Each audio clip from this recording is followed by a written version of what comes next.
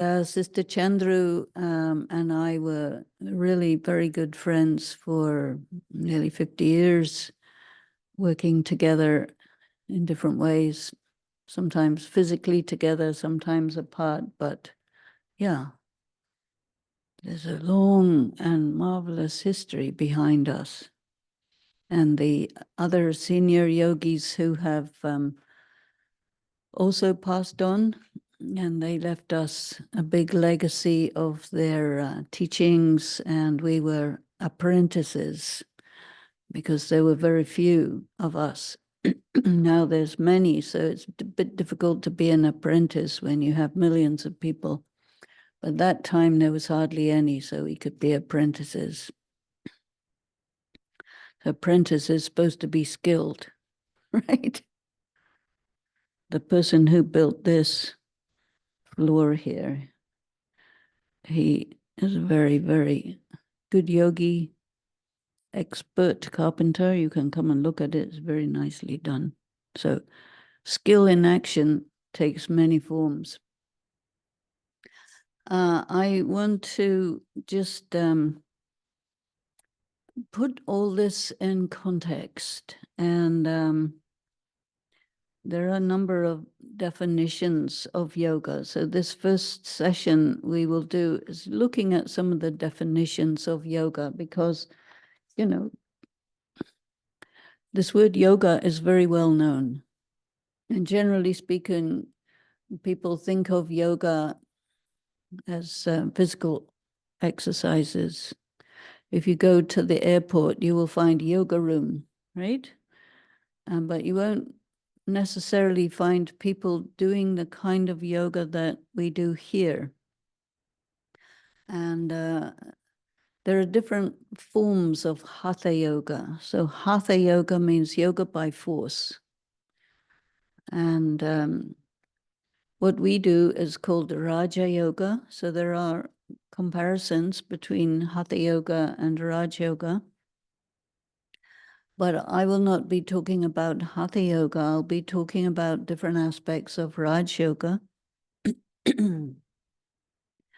And Raj Yoga is first mentioned in the Bhagavad Gita, which is considered to be the oldest scripture of all scriptures, supposed to be 5,000 years old. So that's an ancient thing. And this Raj Yoga that we are studying is a practice. So we need to understand about the practice, and we also need to understand about all the philosophies behind it. And India is a place that has a multiplicity of philosophies. And this, what we do here is very particular. So I'll be talking about that. And I want to put it in the context of the Bhagavad Gita. So I have a big Bhagavad Gita with me here. Actually, the Gita is really small, but it gets padded with lots of comments by different people. But mostly, this is not full of comments. This one is translated by an American by the name of Winthrop Sargent, who was a customs officer. And you know, there's another very famous customs officer, I think the painter Rousseau was a customs officer also.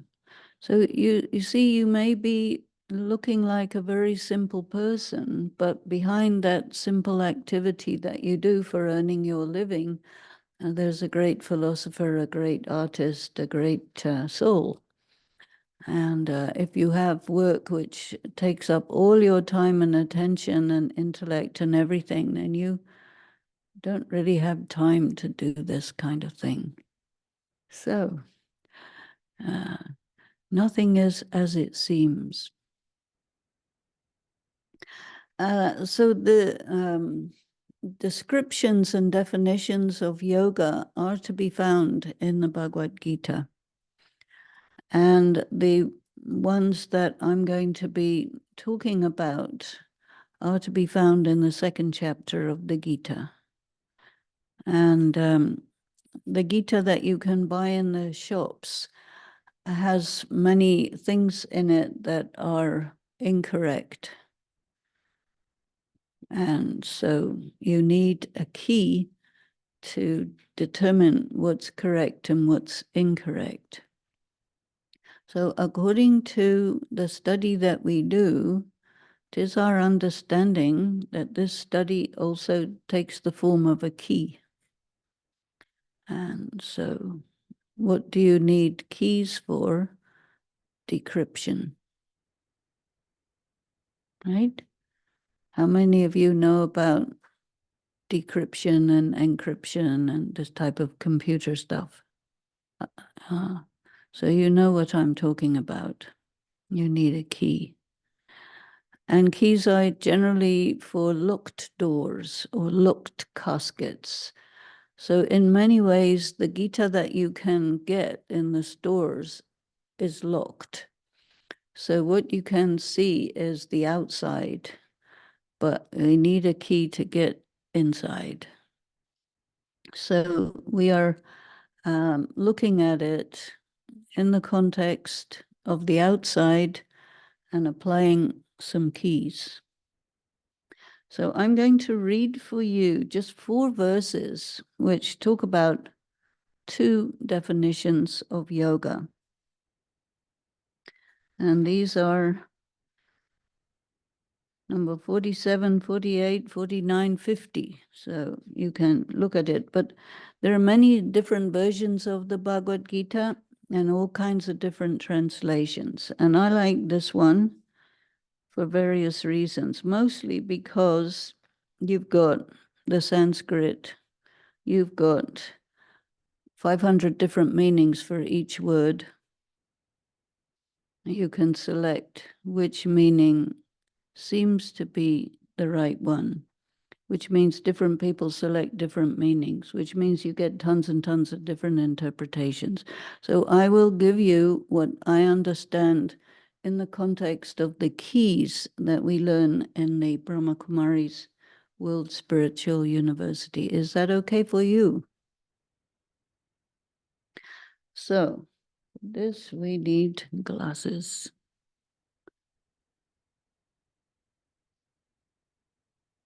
So, you have a right to act, right?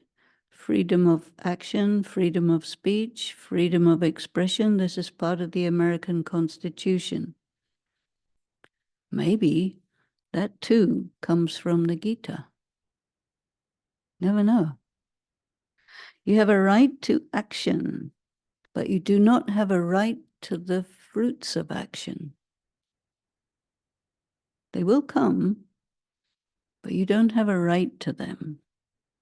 That means you should not demand the results of what you do when you want them. They will come in their own good time. Never should the fruit of action be your motive. So why do you do what you do? It's very important to consider. Why do you do what you do? If you do something good, why? Do you have ulterior motive? Or do you do it for love? Or do you do it for benefit? So yoga has a great deal to do with what motivates you to do what you do. It's important. You should not be attached to what is known as inaction in these translations, but it's really, you should not be motivated or you should not desire to not have any consequences of what you do. You will be called to account. Is that okay? Do you remember that all the time? There's no escape. You will be called to account. Fixed in yoga, perform actions having abandoned attachment. Attachment means expectation. And having become indifferent to success and failure,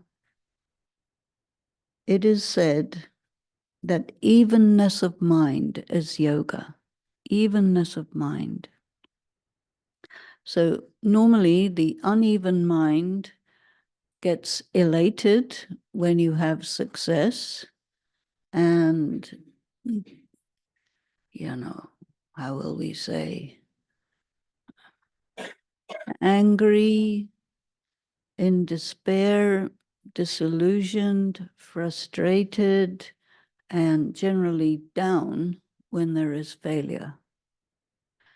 And so the normal human being is your mood, your feelings about what's going on is dictated by whether it appears to be successful or a failure, right? You experience this all the time. So you are going like this, swinging from high to low.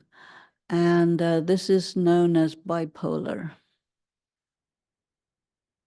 That you have to go to the doctor and get some medication to make you even out. But actually, when you understand these things and you develop internal strengths and powers, then you get to be able to keep yourself stable so that things which seem to be really good, you don't take them that seriously. So you don't let them make you totally high. You say, okay, that's good. Fair enough. Get a success, that's good. Not more than that. It's not that brilliant. And you get, as they say, 15 minutes of fame, which doesn't last too long. So we can't really get carried away with it. And then you see when things don't work out, you get passed over, That's also very temporary. So your responses to these things need to be, it's okay, it's okay, it's good, it's okay, it's bad, it's okay. And practice to keep yourself even when things are all the time trying to make you go up and down. Is that good? Do you like that as a definition? So this is a very important part of yoga. And so going further, action is inferior to the yoga of wisdom. So what does the meaning of action? In the context of religion and spirituality, it's something like social service. Things that you do to benefit other people, because you need to clock up some good karma, right? Right? Have you got a big chunk of good karma under your belt, or do you not know? Bit difficult to calculate because you've been doing this for a number of lives, right? So you don't really know, but it must be a certain amount. So this type of thing, doing things, physical things, for the purpose of getting some, good deeds, right? Your good deed for the day. So that is inferior to the yoga of wisdom. So what is wisdom? Wisdom comes a long time after you start trying to figure out what's what in life, what's important, what kind of an ethical policy you will live by, what your principles are, what your bottom line is, what your values are. All of this gradually builds up along with life experience. You learn stuff along the way, and gradually you build up wisdom. And wisdom also comes when you study the laws of spirituality, you study the knowledge of the soul, karma, life, and gradually you become wise. So the sign of a wise person is that they know what they're doing, and they do it carefully, effectively, and they know what will be the result of what they do, short term, mid-term, long term, right? Wisdom. Seek refuge in wisdom. So you know stuff, but circumstances, external circumstances, make you forget what you know because of attraction and repulsion. And they make you swing up and down, success, failure. But when you know stuff, you're not taken in by, people think you're wonderful, marvelous, and fantastic 1 minute, and then the next minute they think you're the worst person in the whole world. So what? You have to be able to say, so what, for both of them. And then you get this evenness of mind gradually. So, despicable are those whose motives are based on the fruits of action. Despicable is quite a heavy word, right? So, do you mind heavy words? It's okay? Okay, so that's good. So somebody who is exploiting other people, is that good? No, that could classify as despicable action. Somebody who is robbing, I think, if you really want to become very rich in the world today, you need to be an arms dealer or human trafficking or drug dealer, right? Get a lot of money like that. Could we classify that as despicable? It does facilitate a great deal of despair and horror and loss and destruction of life and so on. So it's talking about that. That means why you do what you do. When you earn your living, are you very aware about the karma that's connected with what you do? And so the motive of a person who wants a lot of money quickly is, I don't really care what it costs.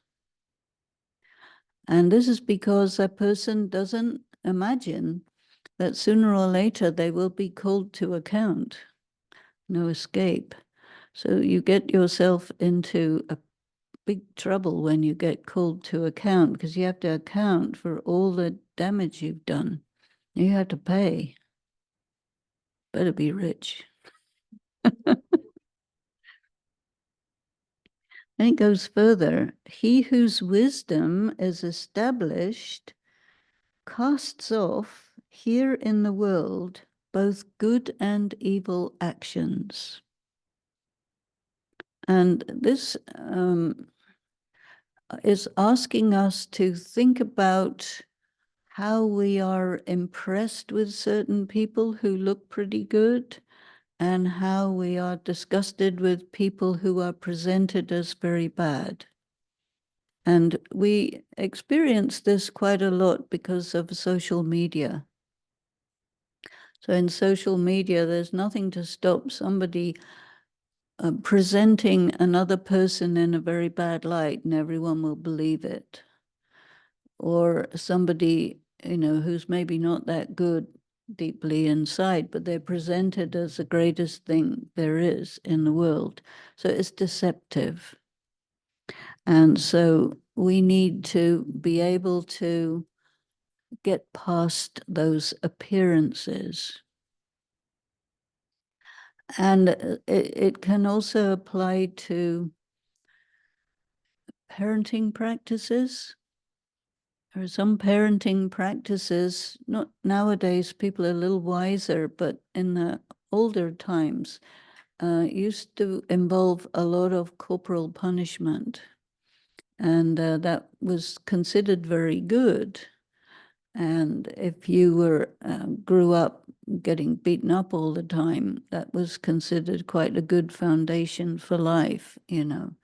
And then you would grow up and you'd do the same thing to your children, saying, oh, it was good enough for me, so it's good enough for you.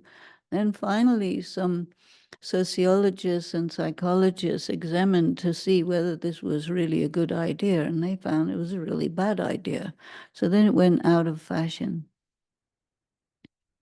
And it was considered so good to violate people and bad to let them be free. Now it's more the other way. So this matter of good and evil, it depends on your idea of good and evil rather than whether it's actually good and evil, you see. And so the idea behind it is, behind this statement, is that, you know, don't judge a book by its cover, and really go deep to understand what is good in the sense of it corresponds to the essential self, creates harmony, and what is bad, that means is opposite of what you really are and creates a lot of suffering and things like that. So we need to be able to do this type of moral reasoning. So the skill in performing moral reasoning is a very important part of yoga. When somebody is jealous of somebody else, then they will do whatever they can to damage that person. And they'll damage the person in the public eye, maybe physically, maybe emotionally, maybe financially. Do whatever you can to destroy somebody who has what you don't have and which you want. Who take it. So you have to be very careful about these kinds of hidden, buried internal motives, you see. So yoga is all about really understanding the importance of these hidden things. So it continues, therefore, devote yourself to yoga. So first definition we had is evenness of mind. And now we have another one, which is the title of this retreat, Yoga is Skill in Action. Do you like that? And action has many elements. But I wanted to start by reading these things to you so that you can understand this context. Because otherwise, if you learn about these things without a context, it's like hanging in the air like a balloon. I'm not anchored to anything. And the Bhagavad Gita is said to be the oldest of all scriptures, which means that all the other scriptures of all the other religions are based on it. Nobody told you that.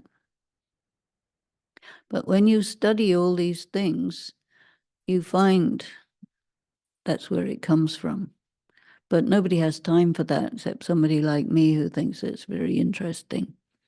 And so you just believe what other people tell you because it's such a lot of work to check it. But it's really interesting to see what is derived from what and how it gets distorted, because it does get distorted also. And this is why I think it's really good. The study that we do here is keys to unlock many, many interesting doors and treasure boxes and so on. And it is said knowledge is power, right? You want some power? It's also said knowledge is a source of income. You want some income, right? So some power and some income, that's good. There are other kinds of yoga that I want to just draw your attention to that I jotted down along with those two, which I think is going to help us to understand what we really mean by yoga when it's nothing to do with physical exercises. There are some words from Sanskrit that I will tell you. You don't have to remember them or write them down. You can if you want, but just so that you've heard them. So one is Buddhi Yoga, which means it has to do with your ability to focus your attention. It has to do with your ability to think in a logical, coherent, consistent, non-self-contradictory manner, whereby you can still appreciate and work with paradox. So your thinking is not just black and white. Many people just black and white thinking. It's either this or that. Anything else, forget it. That's very basic, you know. That's too basic for you. That's for kindergarten. You don't want to be in kindergarten. You've been there, done that, got the T-shirt. Now you want something a little higher, right? So you need to develop your intelligence. So Buddhi Yoga develops your intelligence, your ability to detect whether something is logical or not, coherent or not, meaningful or not, useful or not, and whether it makes sense. One of the things that happens very often, especially in a religious context, because all of these spiritual things are generally in a religious context, right? So in a religious context, you require something called a suspension of disbelief. Have you heard that expression before? Suspension of disbelief, which is somebody tells you something you have to believe, but you don't believe it. And then they tell you, no, you have to believe it. And then if you go along with it and say, okay, I'll believe it, in order to believe something that you don't believe, you have to suspend part of your intelligence, which doesn't believe things that are not believable. So, for example, there are concepts in different religions which the students of those religions will question. You know, like I remember when I was about 5 years old and I was told that a certain time will come, which is called the Day of Judgment. And at that time, all the people will come out of their tombs and they'll all get judged. And I thought, you know what? They won't be in any condition to be judged. I don't think that's going to work. You know, this is how 5-year-olds think. By the time you've got a bit older, you've been knocked into shape and you believe those things that are actually not believable because they are there because they have a symbolic meaning. But you are expected to believe that the symbol is a reality. And if you challenge it, they'll say, faith, faith, have faith, believe. And you say, well, sorry. That's why you have to have suspension of disbelief, blind faith. So when you really activate your right to have answers to your questions, this is called developing your intelligence. So yoga includes this development of this capacity. And then there is another thing which is called Gyan Yoga. Gyan Yoga, that means that it's very connected with Buddhi Yoga. Gyan Yoga means the yoga of knowledge. You see. And so it's about information. You receive information about reality, about your identity, about the meaning of your life, etc., some of which is accurate, some of which is inaccurate. So the first thing, the most basic thing that is inaccurate is that you get told for generations that a human being comes in two types, either male or female. I see. This is incorrect. A human body comes in two types, but not a being. I see. So then you have to ask yourself, well, let me check, am I a being or a body? You have to think about that. Because the person who tells you a human being comes in two types, either male or female, that means they're telling you that a being is an object. And then you have to decide for yourself whether you're an object or not. Are you an object? Not really. How many people are objects here? Not a single one? Oh, that's great.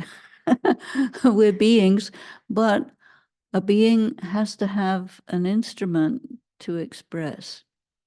And so we are embodied beings. And so the body comes in different colors, male, female.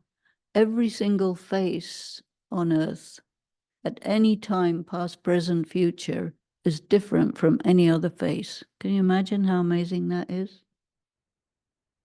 Because they all have more or less two eyes, nose, mouth, ears, cheeks, eyebrows, but they're all different. This is why the security people have figured out facial recognition, right? Because it's relatively reliable because all the faces are different. Why are they different? Your face looks very different when you're asleep and when you're awake. Have you noticed? Well, you're asleep, but so you won't notice. But you get someone else to look at you when you're asleep or when you're awake. Because when you're awake, your personality is coming through, right? When you're asleep, you're mostly like peaceful, and you wake up. So what is that? That's the being coming through with facial expressions and many things that we use our bodies for to express ourselves. Then there's another kind of yoga, which is called karma yoga. So you probably heard that more than the others, karma yoga. And different people interpret it in different ways. So this word karma is very fashionable. It's become part of the English language, and it's interpreted in various ways. But the essential meaning of karma is action. So you just heard about do not be attached to inaction. And this is because in the regular concepts that you find in the Gita, there is the expression karma and akarma, which is interpreted as karma is either you're doing something or you're not doing anything.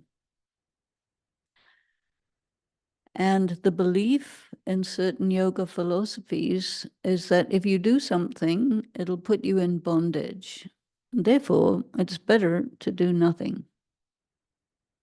And then if you check this syllogism, you find that there's a lot of faulty logic connected with it, you see. So if you do something, it might be good, or it might be bad, or it might be ordinary, or it might be boring, or it might be meaningless, or it might be stupid. It could be lots of things. It's much more than anything you do is bad. No. Some things you do may be bad. Some things you do may be good. Other things you do may be a waste of time.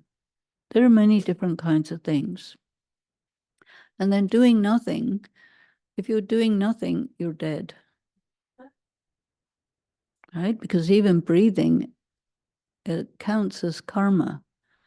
So when there's absolutely no karma going on, you are dead.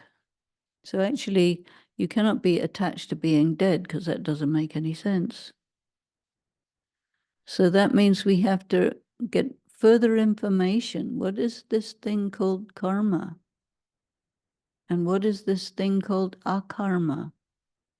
So one thing we learn in this spiritual university is there's actually 3 kinds of karma, generally speaking. So one is negative karma. You could figure out what that might be. Another one is positive karma. You could figure out what that might be. And another one is called neutral karma, which you could not figure out. And so the study that we do in order to understand yoga, in order to have yoga, requires that we understand very well the philosophy of karma. And so in a general way, yoga requires that you understand what you are, which means you have to decide firmly and clearly for yourself whether you're an object or a being. You seem to have done that. You're beings. Now we have to know what a being is. Anybody can tell you what a body is, and the body parts, and this one does this thing, and your blood does such and such a thing, and your nerves do such and such a thing, and your muscles do like this, and then you become a physiologist, a medical doctor, or something like that. But there's no information about the being. One of the reasons is because the being is not physical. You see, anything which is physical, there is a case for saying it's an object. So we have the physical body, but it's animated by the spirit and the being. So we can say that the being is an animating force. It's an energy. But it's not, you don't plug in and charge up that way. That you do for your car or your cell phone, which tries like anything to mimic a human being so that you can prove that a being is an object. But still, there are things missing. We have, everybody's into artificial intelligence, right? But it's still artificial, fake, which mimics some of the things that intelligence is said to do, like calculation and figuring stuff out. But, you know, it doesn't really understand things like love. It's out of range. And love is a spiritual quality which can be demonstrated through a loving action, through a body.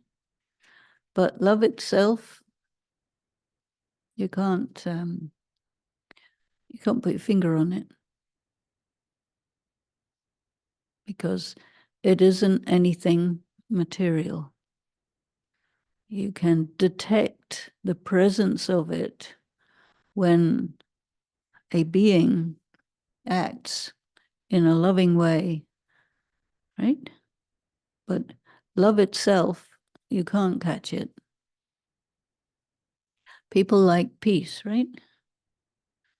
And so what is peace?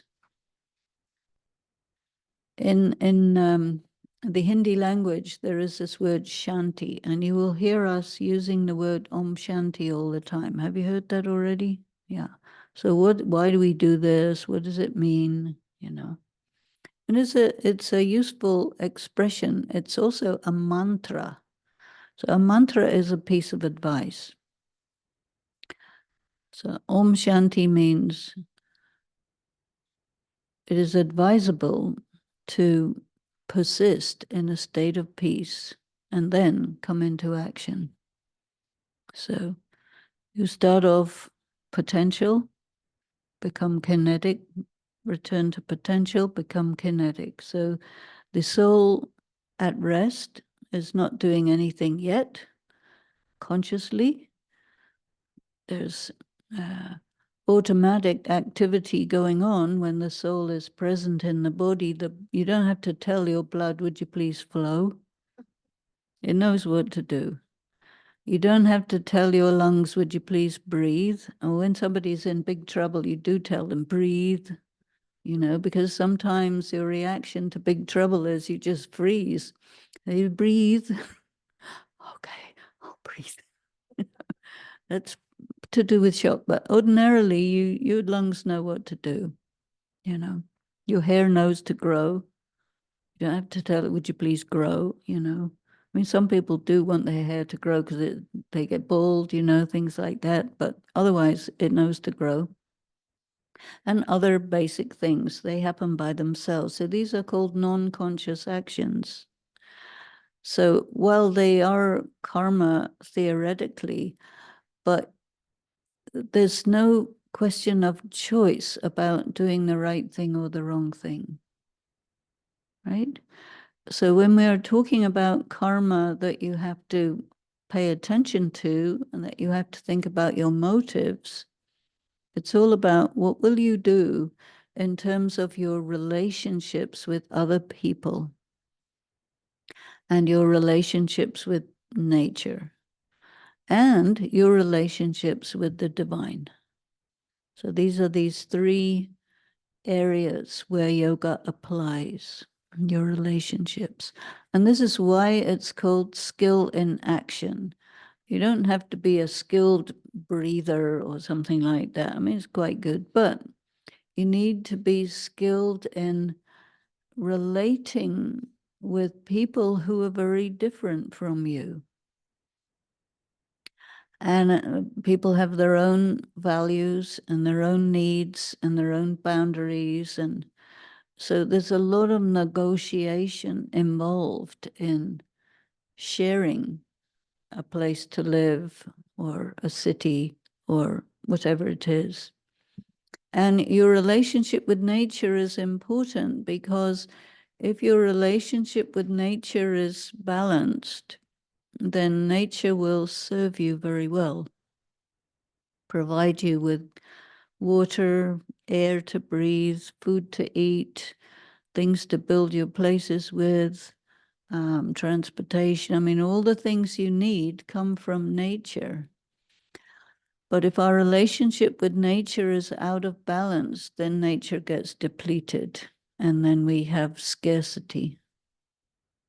So that's also an important thing to be skilled in your relationship with nature so that the bounty of nature continues to avail itself to you indefinitely. Nowadays, we have this thing called climate change, which is said to be human-induced. So human-induced implies that people have taken more than they need and nature wasn't able to replenish. And then eventually it says, sorry, run out. Starve. You may starve. You may die of thirst. You may get too hot or too cold. Sorry, I did my best. Like that.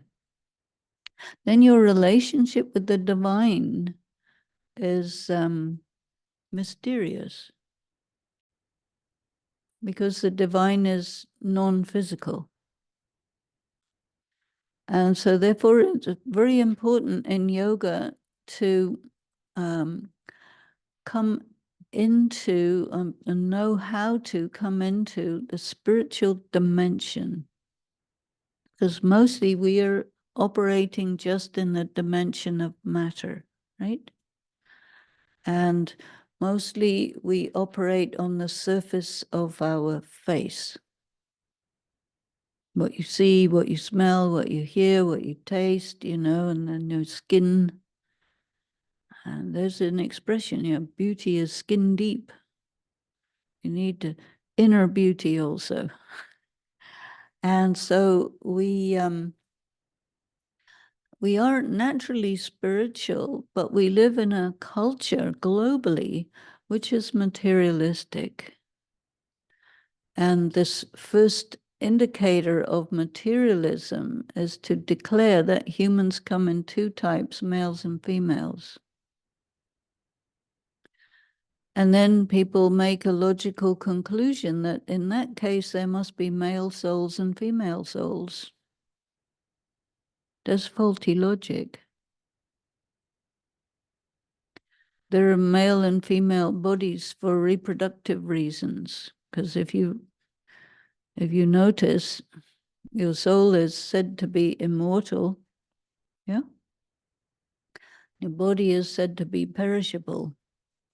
So if you get immortal souls in a perishable body and you only have one gender, you'll run out real quick. Then what will you do? You see. So we need arrangements for reproducing bodies because souls outlast bodies by a long way. And so then comes the matter of reincarnation, you see.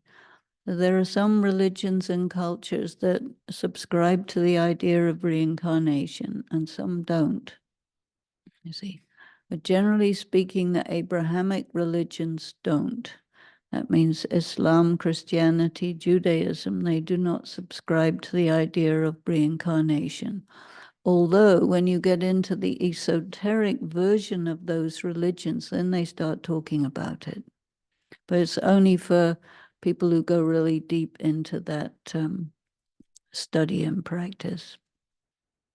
In Buddhism, they believe in reincarnation, but they don't believe in the soul. So it's a bit difficult to reincarnate if you're not a soul. It's better.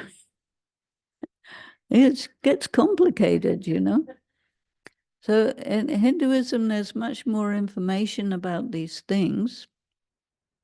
And it's also talked about a lot in the Bhagavad Gita.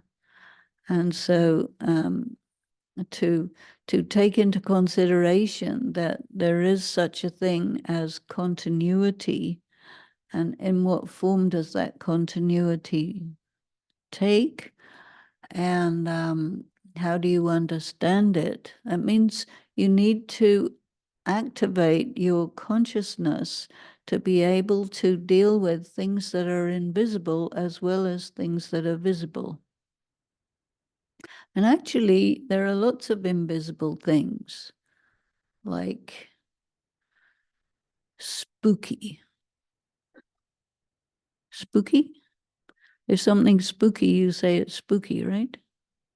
And how do you know it's spooky? Well, it feels spooky, but it's not physical. But you say, this is spooky. Or you say, this feels really nice here. Nice. What is nice? Very mysterious word, nice. But it's like you feel safe, comfortable.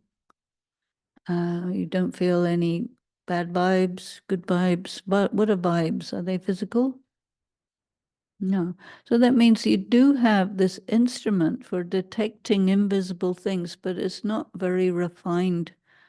And so part of the process of learning about yoga is refining your capability of appreciating, understanding, and perceiving non-visible things. You see. Now, everybody has a mind, right?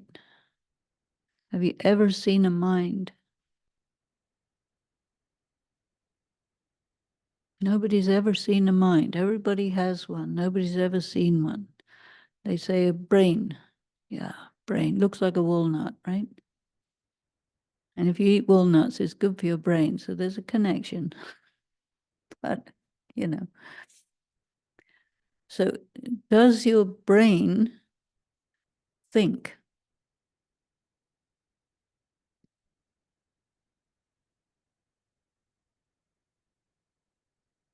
Difficult question to answer, right? Because somebody who's very intelligent, they say, oh, it's a brainy person. If you check everybody's brain, they're more or less, similar. You can't just take out brains from different people's skulls and see who's clever, who's not clever, who's, sensible, not sensible. You can detect which bit of the brain is connected with speech and other things, mechanical things to do with sense perception, right? Because you have eyes to be able to see, but do your eyes see or do you see?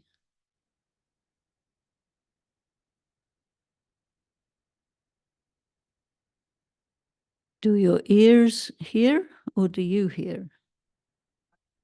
You hear.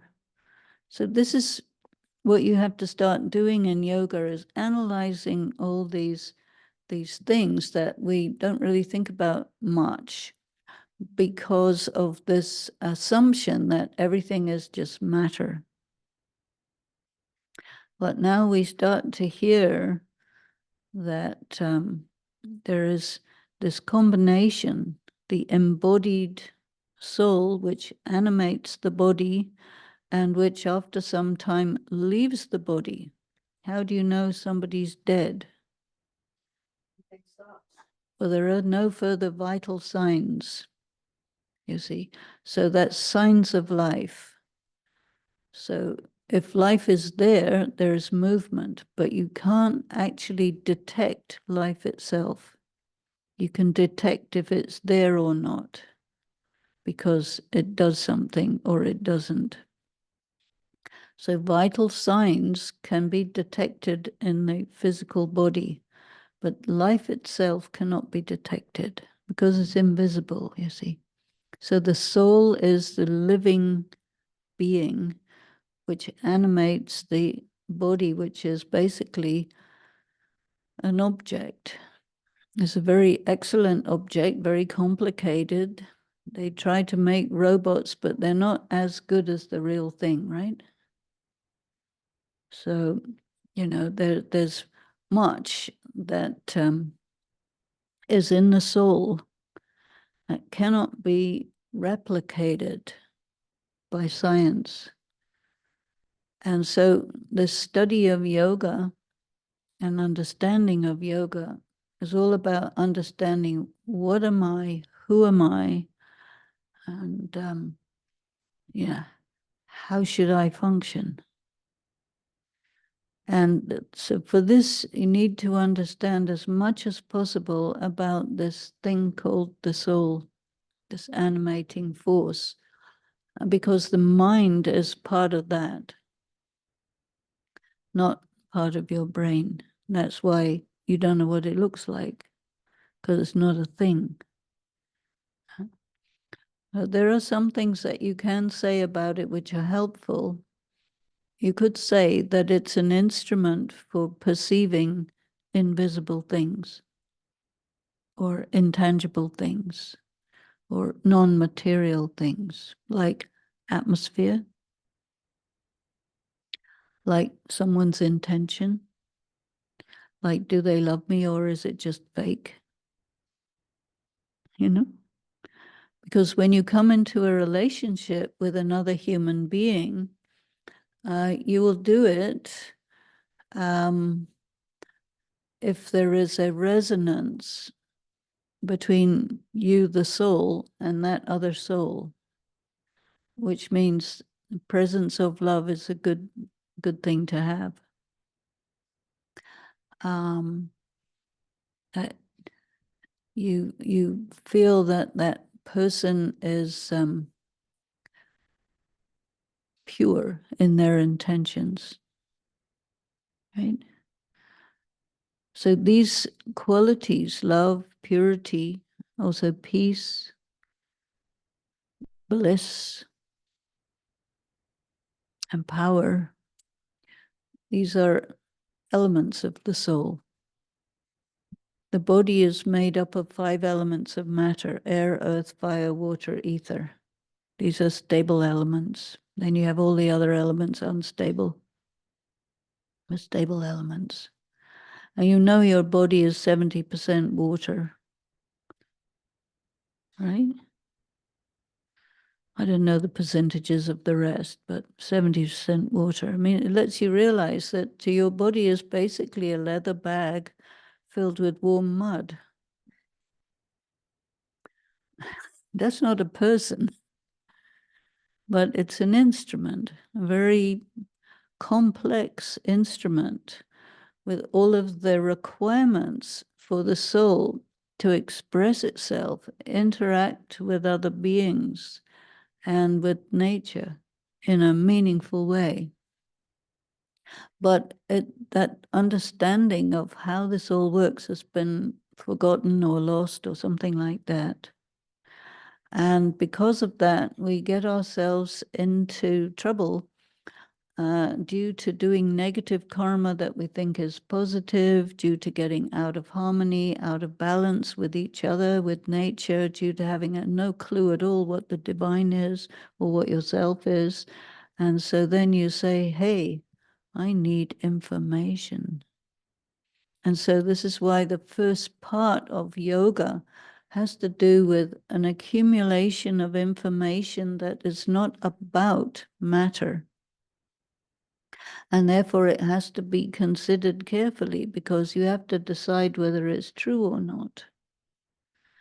And so you have an instrument in your soul for figuring out whether something's true or false, right? Can you tell if somebody's lying to you or not?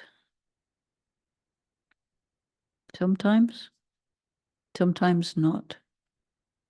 That means your ability to detect true and false is a bit rusty, a bit out of focus. So part of what happens in yoga is you're tightening up this capacity to distinguish right from wrong. And there are different words for this. One of them is your conscience. How many times per day do you do something that's against your conscience? Average 5 or 6 per day, every day of your life. That's quite a lot. And it's usually small things. But what happens when you act against your conscience is it loses functionality. And then it's no longer reliable. So if you have an instrument and you don't use it correctly, it will lose functionality, right? And then you get fed up with it and you want a new one. And so you can't get a new soul because that's it, you're it. But what you can do is upgrade it. And that means it has to be essentially restored to its original condition. So this is one of the purposes of yoga, to restore the self to its original, pure, peaceful, powerful, loveful, blissful condition, when all of these elements of the self are at 100%. Because at the moment, the percentage is low. And if you think of yourself as a power, a spiritual power, which is operating this body, sometimes you feel tired,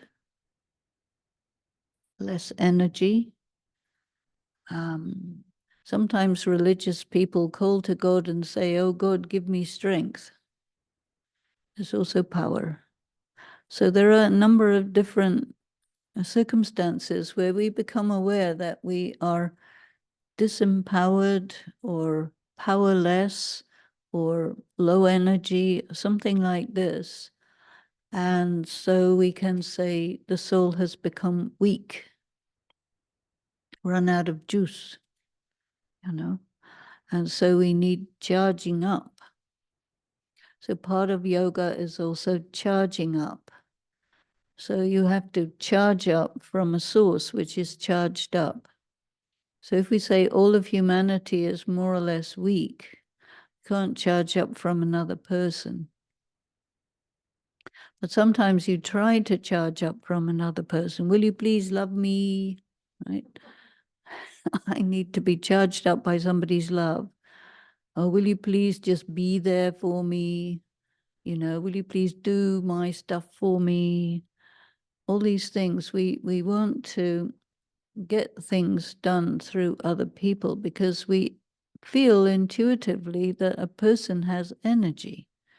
And we also feel that we are running low on energy. So maybe we get a bit of some from somebody else. Have you come across energy vampire? Yes.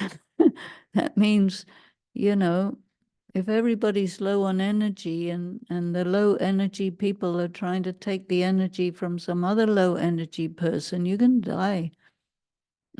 So you don't want that. Therefore, there needs to be a source which is not human. So sometimes people try to get energy from nature. You go and hug a tree, you go sit by the ocean, you get something, but somehow it's not enough. Because though nature has its own energy, it's also depleted. It's also disempowered. So the whole planet, the people, nature, everything is low energy. And so at such a time, it has to be restored. And so this is why it's useful to have a connection with the divine, because this is your source. But if you don't know where it is, what it is, how to connect, then, you know, you're like somebody with a car. You open up the petrol thing and then you look for a gas station and they don't have any gas. And the other day I was with someone, we wanted to charge up the car, it's an electric car, and all the electric stands were down. So we go to another one. All the other people go to the other one. You know, they were half down. There's one place available for lots and lots of people charging, sitting there waiting in line. Someone skips the line, you know. So there is this thing in the human being which is to do with I need power. And this is spiritual power. You want physical power, you go eat something. It will charge up your body. You also have to rest because you need to rest to get restored. But spiritually, you need to have a source which is beyond. And that's we call the divine or God or the supreme being or something like this. They're different names. But it is something intangible. So the main thing, what yoga is about, is learning how to operate both in the physical and the non-physical dimensions. Because we beings, we embodied souls, are actually spiritual beings. We're not material objects. And when the soul gets depleted, then it needs to go into the non-material dimension of light, spiritual light, and connect with that source, which is also light. And that connection is also called yoga. You see, so what we do in Brahma Kumaris, we practice something called Raj Yoga. And Raj Yoga means the yoga by which you become a king. And so a king is not just something about a political arrangement where you are a dictator, autocrat, everybody else is your slave. It's not that kind of king. But a king means somebody who is in command of their kingdom.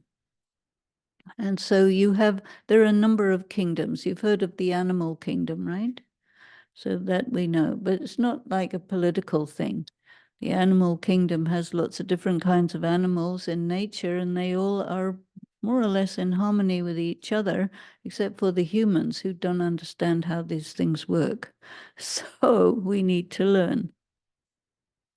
And so the first kingdom, the first area of your kingdom is your mind, your intelligence, your personality.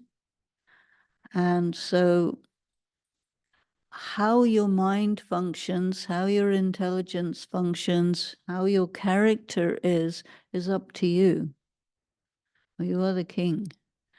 And then you have to ask yourself, how is my kingdom? How is my relationship with my mind? Does your mind give you trouble?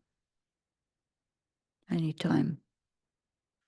So then you have to be a master who knows how to operate the mind in such a way that it doesn't give you trouble. You see, where do your emotions live?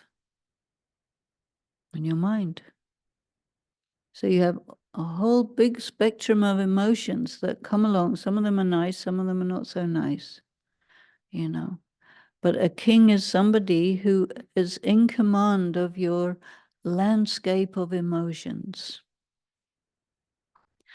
And sometimes your intelligence is not working too well, So you need to be able to make sure that your intelligence is logical, coherent, consistent, meaningful, and all that. Then it will serve you. So your mind, your character, your intelligence, all of these are your kingdom, your inner kingdom. And it's really nice when you have all the things which are operating well, in harmony, and they do what you want. And your relationship with them is not like forceful one, but it's a very natural, harmonious one. So this is the first level of king. Then the next level of kingship is your family. And, the sort of traditional idea of a family is, the father is the king and the mother is the queen and the kids are the princes and princesses, like that. I don't know if we have president and vice president and secretary and treasurer in a family, but something equivalent to that. And so you have to organize your relationship with the other people in that format, whichever format the family takes. And you need to be in command of how you handle if they're nice to you or not nice to you, because they may be either way. And then you have to share the space, share the resources. So you need to know how to negotiate with all the other people. And so that you understand what your rights are, you understand what your responsibilities are. This is a kingdom. Then you go further in your education system and experience, your village, your town, your country. All of these things are all to do with politics. And politics is understanding how people operate in combination with each other. It's politics. Nothing to do with election selection and this and that. It's diplomacy. And so yoga is also very much about being skilled in diplomacy. And so this is also part of skill in action, because how you interact with other people who may have different agenda from you, they may have different values from you, they may be having good intentions, bad intentions, whatever it is, and you need to operate in the midst of all that. And the first thing you need to know is what's going on. Because very often what it seems to be going on is not what's actually going on. And therefore you need good powers of detection. And these are also skills in the soul, that you can detect what someone's intention is, how they feel about you, what they want, what they're hiding. Because then you know what you're dealing with. Sometimes people say, well, I don't like it when people lie to me. What's wrong with you? You need to know if they're lying or not. What you don't like is that they lied to you and you didn't get it. All right? And so if you say, I don't like they lied to me, no, that's not what's going on at all. You didn't get it. That's what's going on. So you need to upgrade your ability to detect if someone's lying or not. What you need in order to do that is you need to be 100% honest. Because if you are, you can see it. If not, you can't. That's a phenomenon, you see. And as you develop yoga, you begin to realize that it is so, it is like that, you see. Now, you remember I asked about how many times you go against your conscience, and basic average, like generous average, is 5 or 6 times per day, every day for your whole life, which means nobody's really honest. Some people are really, really dishonest. Some people are slightly honest. There's a whole spectrum. But yoga involves observing yourself and with the intention of increasing the extent to which you are true to yourself. Because yoga is to do with being real, true. You've heard this expression, to thine own self be true, right? It comes from Shakespeare, comes from Hamlet. So there's one guy who's, I forgot his name, Polonius or something, and he's talking to his son. And his son is grown up and he's going away. So he has to be independent of his father. So there is this long soliloquy in which he tells him important things about how to handle himself in life, as an adult. And it ends up with this expression, to thine own self be true. But that's the bottom line. And so yoga is very much about making yourself so clear, so true to yourself that you know exactly what your character defects are. Then you know what you're working on. See, no point in feeling guilty. That's not going to do any good at all. A complete waste of time. It's illogical, incoherent, and unnecessary. And it anyway makes you lose your power. So don't bother with that. The idea is to detect, what is it about me that's true to myself? Which bits of me are not true to myself? And then adjust it so that everything lines up the way you want it, you see.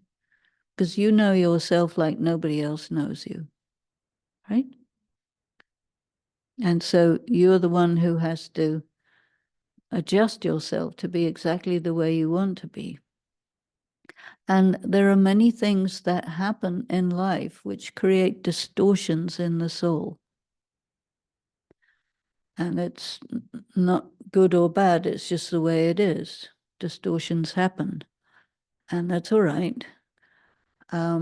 If you didn't have any distortions, there's no point in learning yoga. So you start with all sorts of things that need to be worked on. And you have to identify them. Some of them are very, very subtle and invisible, and it might take you 1,000 years to actually find out. We only have one lifetime, so you have to be quick. but it takes time. So don't die too early. You need time, because these things are, they escape your attention. You're so used to them that sometimes there has to be some really important circumstance or event which shocks you on some level, so that you say, oh my God, yeah, I shouldn't be doing that. But you've been doing it for years thinking it's just fine. And all of a sudden you think it's not fine. And this is one of the things that happens with yoga practice. And we're going to do some in a minute. That your standards of how you evaluate yourself slowly get more refined.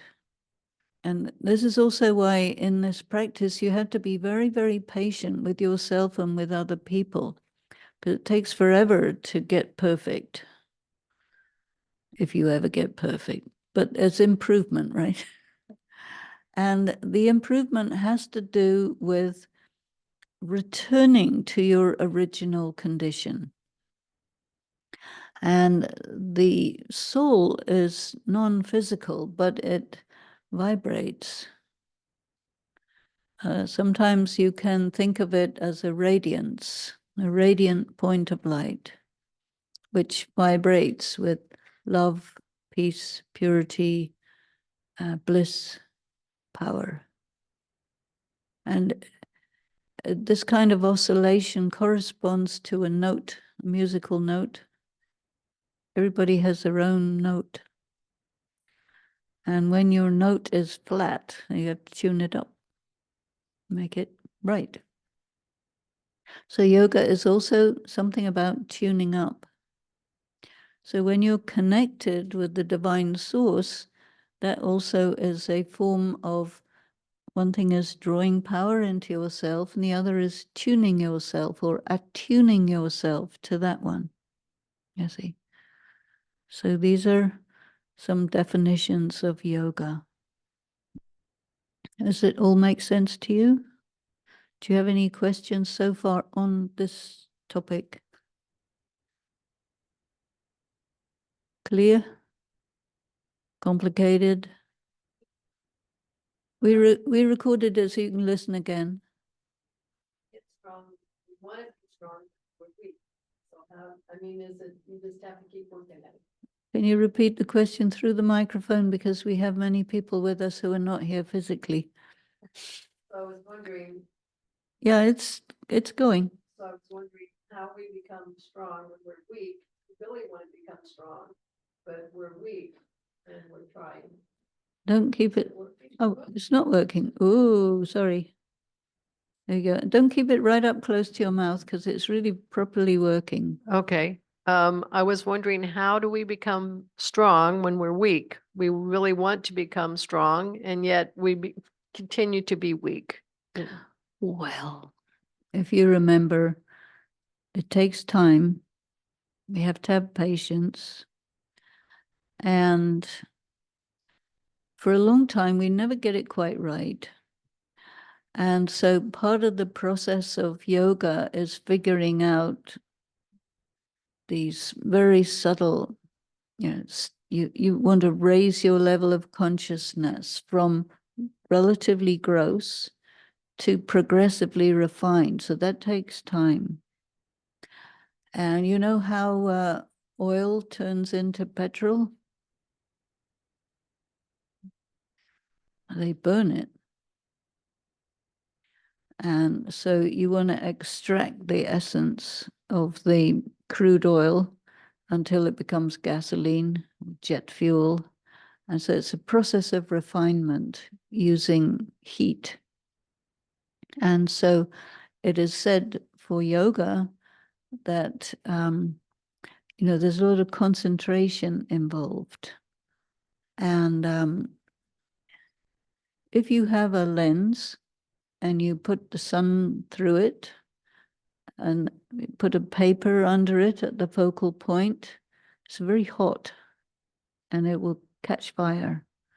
And this is an analogy for this process of concentrating. We have to concentrate our attention, first of all, on our own self, which is an inward turning, turn in. And so we call that soul consciousness or various things like that. And then, this divine source is analogous to the sun. The sun is physical fire, but that one is spiritual energy. And we want to be first focused on ourselves and then focus on that. And it's a very subtle thing. It's like you have a laser pointer, you want to point it to a star some few light years away. It's very difficult because how will you do that? It's very difficult. It's like that. And so you have to be very patient to get, first of all, you need to take the time to concentrate on yourself first. Because when we keep ourselves in gross consciousness, it's impossible. So we have to take time to, first of all, say, okay, now let me just bring myself slowly, slowly into the consciousness of the soul, and then focus there. You see, so we have to learn how to do it. It's skill. It's also an act. So actually, this is a part of skill in action. And then we need to take power. Now, you cannot calculate how much you are disempowered in comparison with how you would have possibly been full of power in some ancient time when you were completely full. It's too difficult to detect that.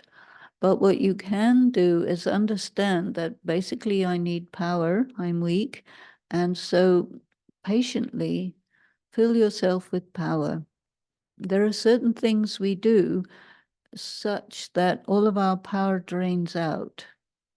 So then we have to learn how to detect that when I do something that's draining out my power, or you have a hole in your bucket, plug it up. Your spiritual power gets drained out by thinking negative thoughts or by getting this obsessive compulsive thinking. It really drains out everything. Or you think about something that doesn't matter, drains out your energy. So therefore we have to watch ourselves and make sure that we're not being counterproductive in between the times when we're actually attending to our meditation. But you remember I talk about karma yoga. So karma yoga means you try to be connected while doing basic stuff. So there are many things we do which are boring, repetitive. You don't want to do them, but you have to do them. Chores, things like that. So it's quite efficient to say, okay, while doing this or that chore, I will practice meditation, because you don't need much of your attention on the chore because it's repetitive. You know what to do, so do it.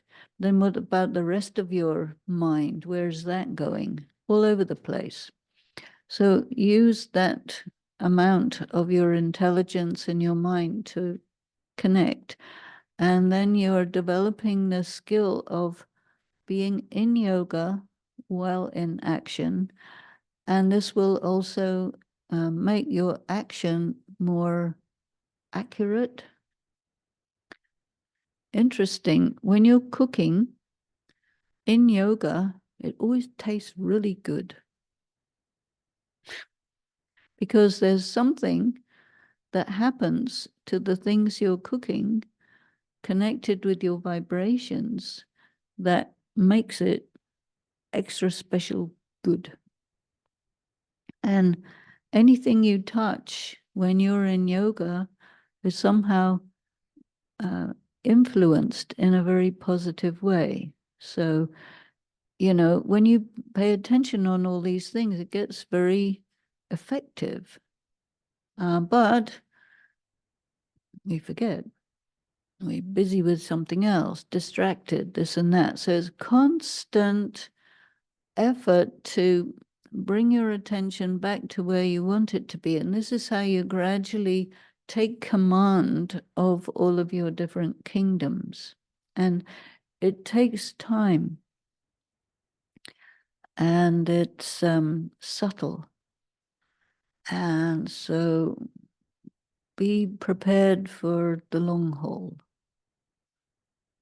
So you kind of integrate it into your life as it is, you see.